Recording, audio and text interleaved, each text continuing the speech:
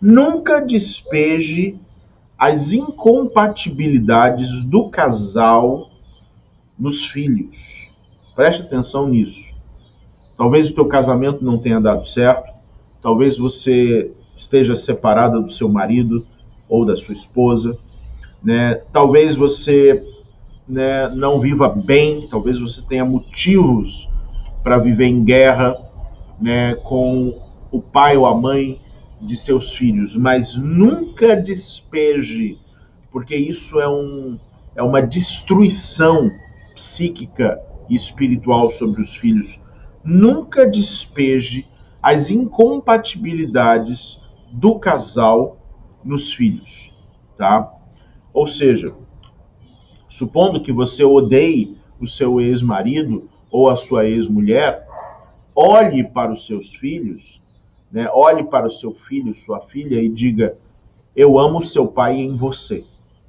Ou poderia ser: eu amo sua mãe em você. Tá?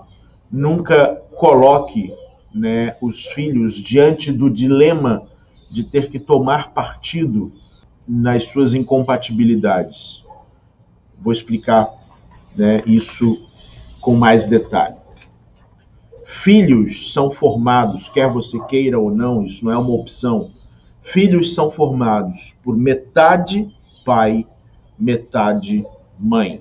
Isso que eu estou... Embora você tenha correntes da psicanálise, embora você tenha correntes do saber humano que afirmem isso também, né, isso é cabala, né, onde está escrito no texto bíblico honrar pai e mãe. Se você lê isso apenas literalmente, isso passa a ser um conselho apenas moral. Mas se você compreende isso na sua tradução mais aprofundada, onde está escrito honrar pai e mãe, você poderia ler pesar pai e mãe. Ou seja, pese igualmente pai e mãe dentro de você. E a partir dali, né, é que o texto bíblico ele constrói todos esses valores sistêmicos, né, que eu trago aqui para vocês. Tá? Entre outras coisas, basicamente o texto bíblico fala de relacionamento. É basicamente isso, do início ao fim dele. Quando há atritos entre as partes, os filhos se sentem naturalmente compelidos a tomar partido, porque filhos, quando os pais se mostram frágeis, filhos são compelidos a salvar os pais. E esse movimento interno se manifesta a partir de vários desdobramentos de comportamento, né? Não dá para entrar muito em detalhes sobre isso, mas o que acontece? Eles acabam sendo compelidos internamente a tomar partido de um dos lados.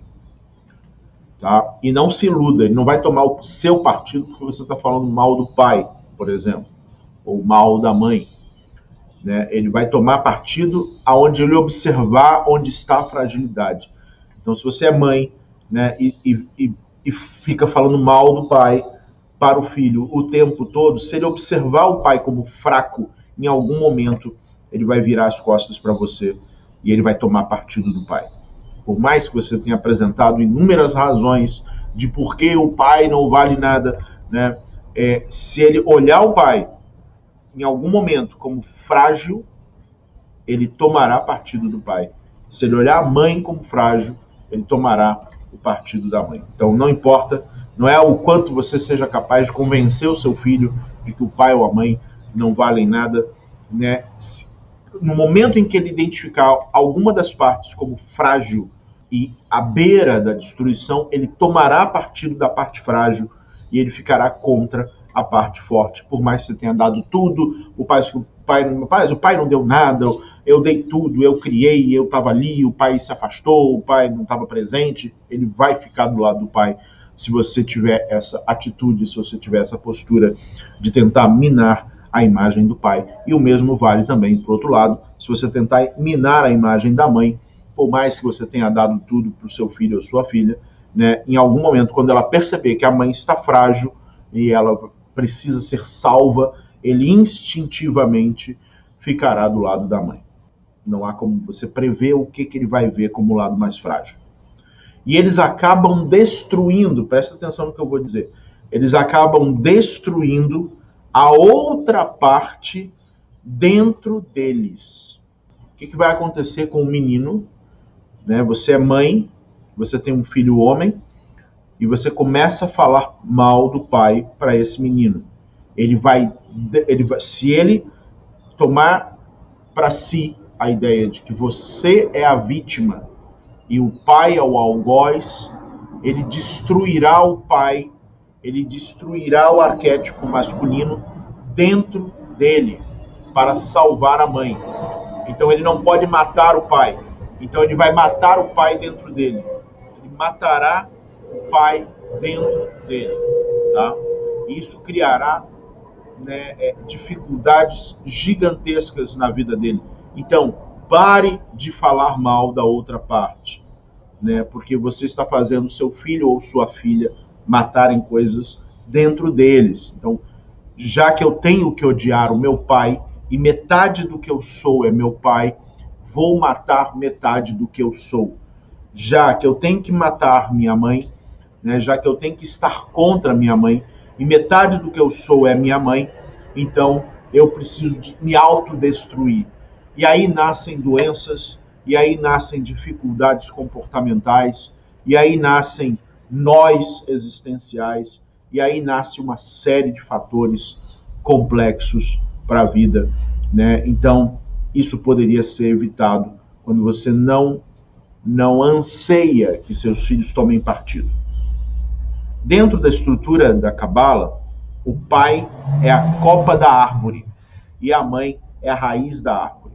Eu explico isso em outros momentos, né, mais aprofundadamente, dentro da estrutura da árvore da vida, onde fica mais fácil para vocês entenderem, mas pegue a imagem de uma árvore, né, para vocês entenderem. O pai é a copa da árvore, ou seja, o pai é aquele que é a força interna que nos lança, que nos alavanca para a vida, para a existência, para o novo. E a mãe é a raiz, é o enraizamento, né? É fincar bases. Esse é o significado da mãe. Se eu tenho problemas com a mãe, eu tenho problema de fincar raízes. Se eu tenho problemas com o pai, eu tenho problemas de me lançar em direção à vida. Tá? Então não demonizem para os seus filhos, né, o pai ou a mãe, porque vocês estão destruindo ou raízes ou, né, a força para se lançar diante da vida, né, na vida, na existência de seus filhos. Se a criança ela é um reflexo dos pais, ela também tende a produzir o comportamento deles. E isso inclui também traumas.